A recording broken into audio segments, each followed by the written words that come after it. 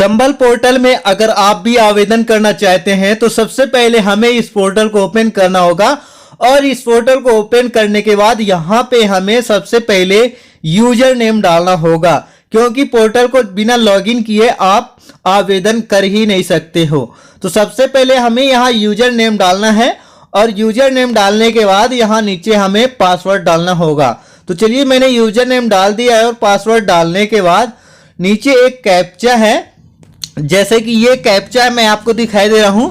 इस कैप्चा को हमें नीचे बॉक्स में फिल करना होगा, जैसे 7EXV। तो अपन को इस कैप्चा को फिल करना है। तो फिलहाल मैं कैप्चा को फिल करके आपको दिखा रहा हूं, मतलब 7EXV। इस तरह से हमें कैप्चा को फिल करना होता है। अगर हम कैप्चा फिल नहीं करेंगे तो पोर्टल लॉगिन ही नहीं हो सकता, भले यूजर आईडी और पासवर्ड हो।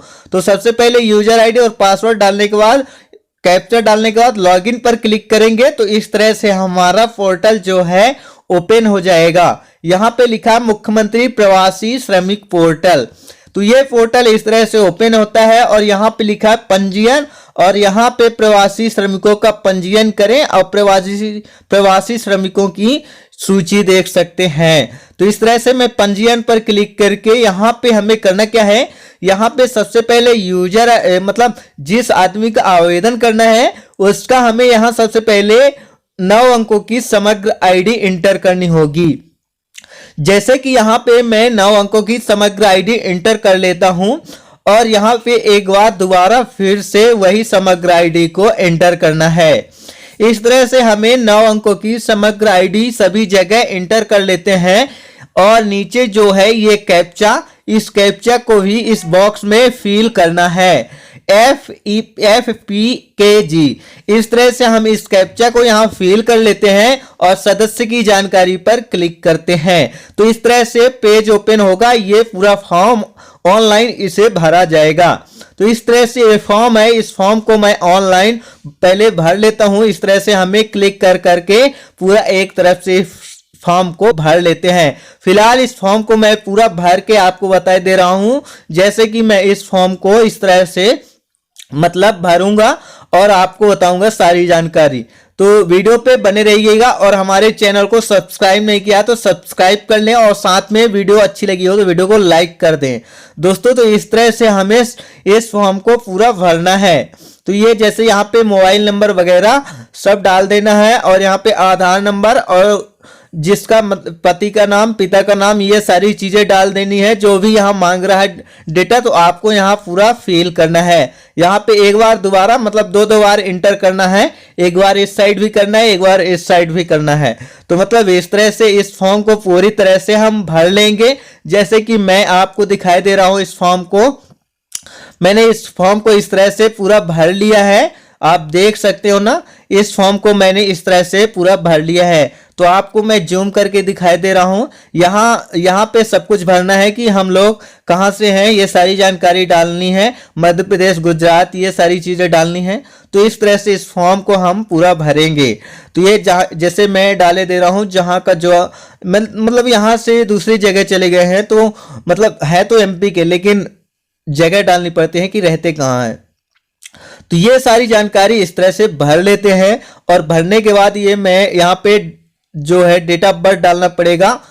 तो वापसी दिनांक, ये सारी चीजें डेट ऑफ बर्थ डाल लेते हैं, ठीक है ना। तो अपन डेट ऑफ बर्थ डाल लेते हैं। वीडियो पे बने रहिएगा, वीडियो को स्किप मतलब ना करिएगा, नहीं तो एक भी समझ में नहीं आएगा।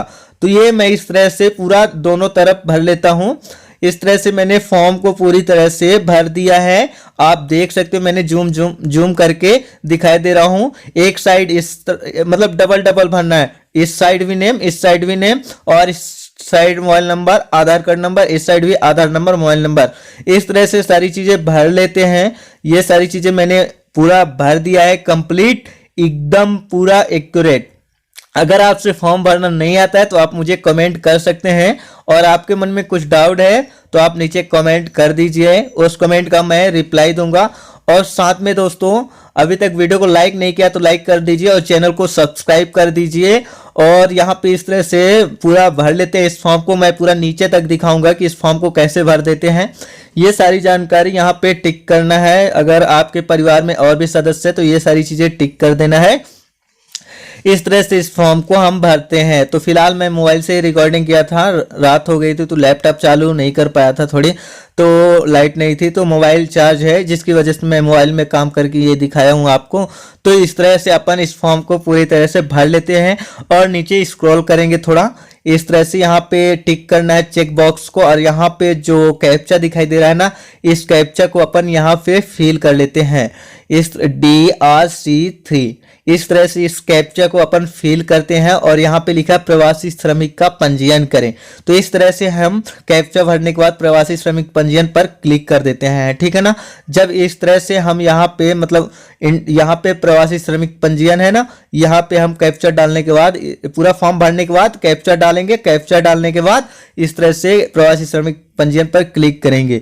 जब इस तरह से हम क्लिक करेंगे तो हमारा इस तरह से एक नोटिफिकेशन आएगी, ये सक्सेस, तो हमारा पंजीयन हो चुका है। इस तरह से हम पंजीयन करते हैं और इस तरह से सक्सेस का वो आ जाता है ऑप्शन। तो इस तरह से आवेदन होता है दोस्तों। तो ये वीडियो आपको काफी पसंद आई होगी। वीडियो को लाइक करें और चैनल को सब्सक्राइब करेंगे। हम मिलेंगे फिर से नई वीडियो में।